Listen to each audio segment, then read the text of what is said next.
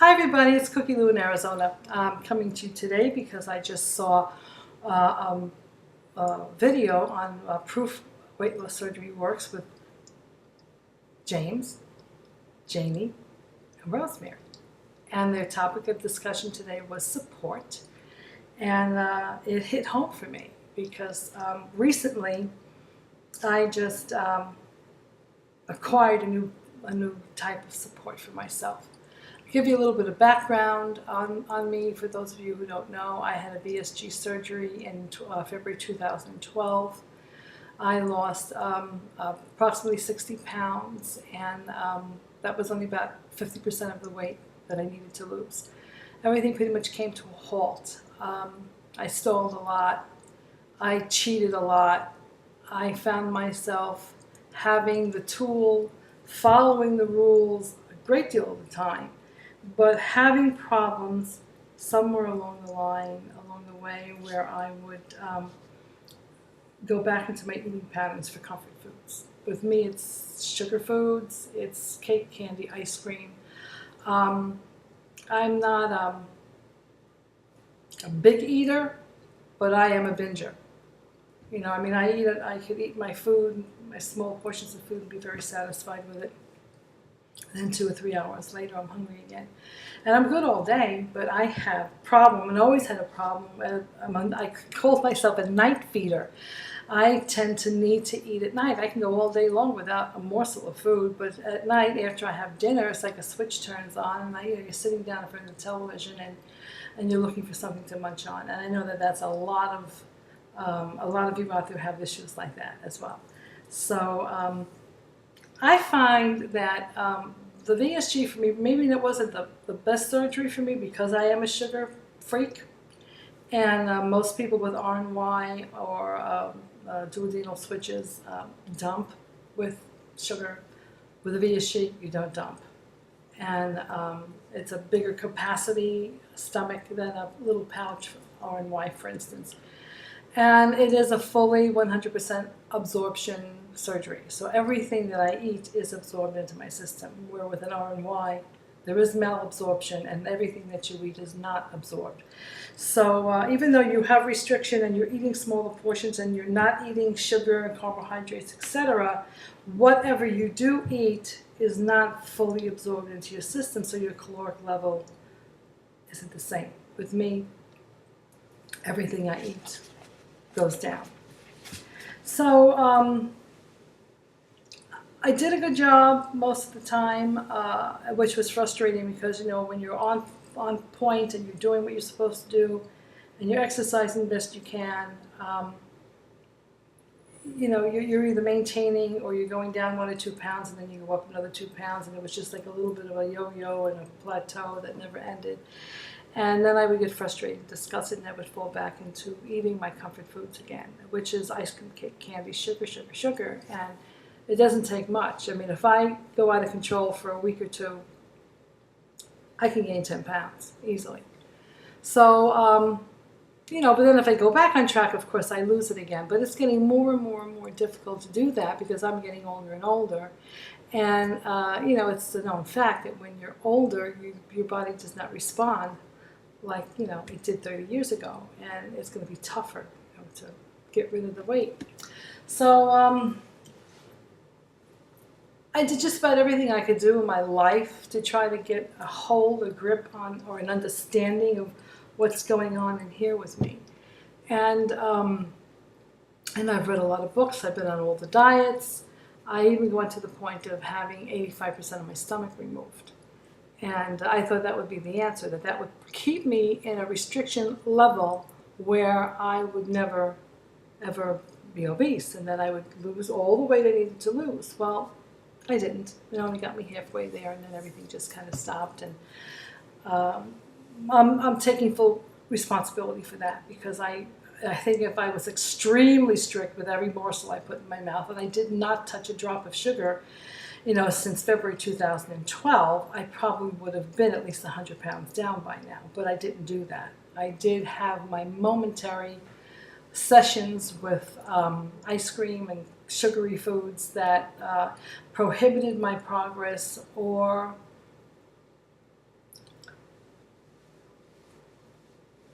made me regain weight. The most pounds I regained in the whole situation was 20. I would gain 10, 12, 14, then lose it, and then I went up about 20, 22 pounds. And, when I came back from New York, I was probably about 20 pounds overweight, and didn't take me long to get there. So what to do? There's no more stomach to remove. I'm not going to wire my jaw shut. There's nothing out of my head that I can cut out. Diet pills are out of the question. And having a revision on my surgery is out of the question, because at my age, I don't even think anybody would do it for me anymore at 68. And truthfully, I don't want to do it anymore. I have to just work with what I've got, do the best with what I've got. And my biggest problem was being alone in this house and not have any support group around me. Getting back to the reason of the video is support. And I didn't want to go to Weight Watchers because that's too expensive. I can't afford like $15, $20 a week. And I don't like the concept of that. I don't like counting the points. I don't like having to be weighed, a room full of people. Jenny Craig, Nutrisystem, all those food programs where you have to pay $300-$400 a week for food. It's not for me. So after investigating and pondering it over in my head, I decided I need a support group. I need where I can actually have physical people in my life that I can discuss my issues with. I mean, you guys in YouTube have been wonderful, in your lifetime friends for me. But bottom line is, by the end of the day, I'm sitting in this house by myself. And I have to be accountable to myself and my actions, and I'm not always good in the way I behave, obviously. So I did decide last week to go to OA meeting. I am now associated with Overeaters Anonymous. I found a group at the Unity Church a mile away from my house. And when I went in there, the people were wonderful. They were warm and welcoming. And they gave me a packet of information here, and they gave me all their names and phone numbers if I wanted to talk to anybody. And I have all these pamphlets that I read. It was very, very helpful. To the newcomer, a plan of eating, dignity of choice, questions and answers, and tools to recovery. Basically what OA is, if you don't know, it's an organization. It's not a diet club. It's an organization that helps you get your relationship with food in balance. And most of it is done through understanding the reasons why you binge, the reasons why you have a compulsive reaction to food. And it just gets you in balance with all that. It's, like I said, it's not like Weight Watchers or Jenny Craig or Nutrisystem or anything like that. It connects you mind, body, and spirit to your issues. It's a mind-body-spirit connection, and it strengthens your ability to abstain from bad eating behaviors one day at a time. It's based on the Alcoholics Anonymous program. And I'm going to read you a little something on a little card here to give you an understanding. Introducing Overeaters Anonymous. Many symptoms, one solution.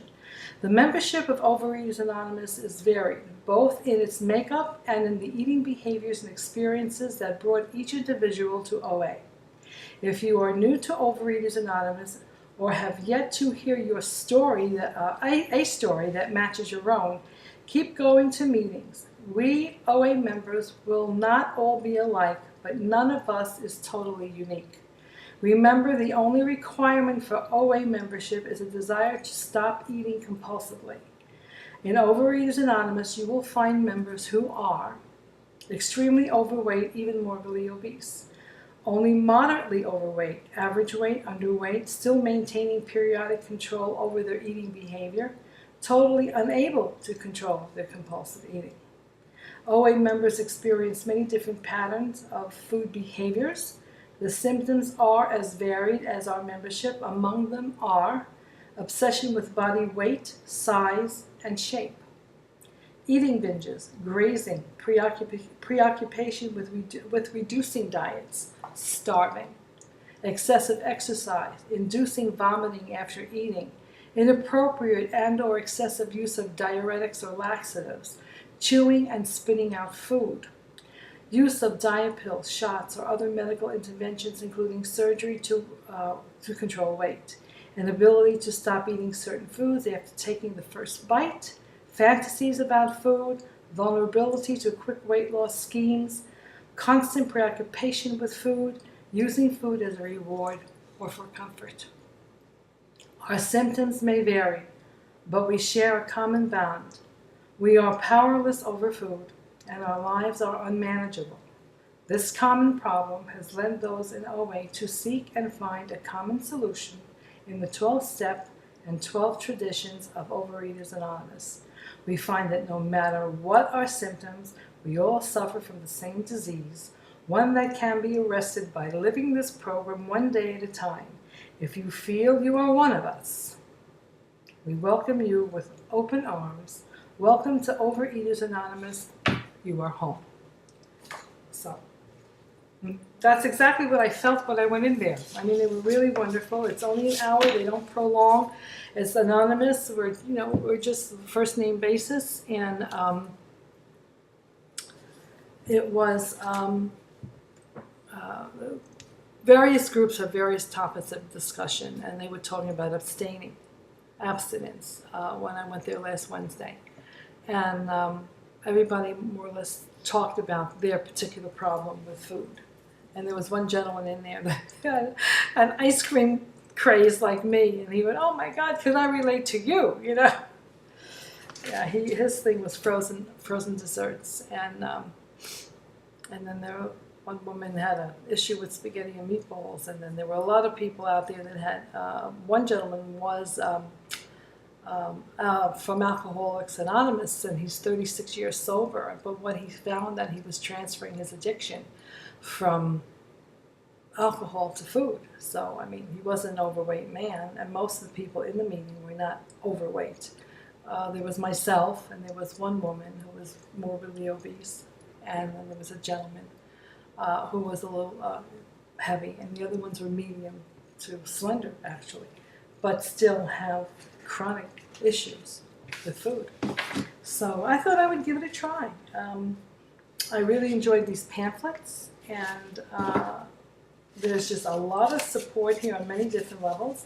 There are many meetings in the Valley. They gave me a sheet of all the meetings that places in the Valley, and I can go to any meeting anytime. This one is very close to my house. But I knew I needed an outside support group, and I knew about Overeaters Anonymous before, but I thought it was very holy-roly, and that it was all about prayer and stuff like that. And yes, they do want you to dig into yourself and connect with your higher power, but it is not a religious group. It's not anything about religion. Let me just see if there's anything. We do mention all that. From time to time, I'll read a little bit to you for those of you who are interested. It's not a religious group. They have sponsors there, anybody that you would like to have as a personal sponsor that you can connect with from time to time if you're having a problem. They're more than willing. It's not an eating plan or a diet.